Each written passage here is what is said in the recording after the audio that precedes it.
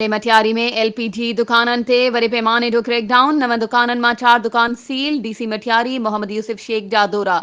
ज़िले मटियारी जे मुख़्तलिफ़ इलाइक़नि जहिड़ोकि मटियारी शहर, अलादिनो सांद, खेबर, खंडू, हाला, भिटशा ऐं न्यू सईदाबाद में डिप्टी कमिश्नर मटियारी ऐं असिस्टेंट कमिश्नरनि जा ओचितो दौरा।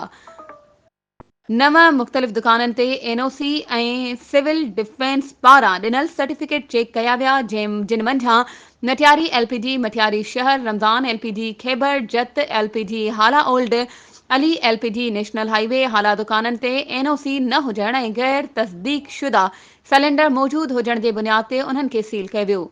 इन हवाले सां डिप्टी कमिश्नर मटियारी मोहम्मद यूसुफ शेख ॿुधायो त हीउ ऑपरेशन हुकूमत सिंध पारां जारी कयल हिदायतुनि मुताबिक़ कयो पियो वञे ऐं असां कंहिंखे बि तंग करण या अवाम जी परेशानीअ लाइ ही क्रैकडाउन न कयो आहे।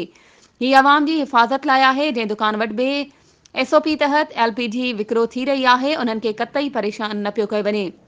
ॿिए पासे हाला में assistant commissioner doctor Mazahir बुरड़ो seal कयल दुकान मालिकान खे इहा आगाही ॾिनी त हू डिप्टी कमिश्नर पारां जून जे महीने में जेका कमेटी जोड़ी वई हुई, उन जे अॻियां एनओसी लाइ अप्लाई कनि। ज़रूरी कागज़नि ऐं हंध जे इंस्पेक्शन खां पोइ साल जी एनओसी जारी कई वेंदी। वधीक ख़बरुनि ऐं अपडेट्स जे लाइ असांजे चैनल खे सब्सक्राइब कयो ऐं हा, बेल आइकन खे प्रेस करणु न विसारिजो त जीअं असांजी हर नई अचण वारी वीडियो तव्हां ताईं पहुचे।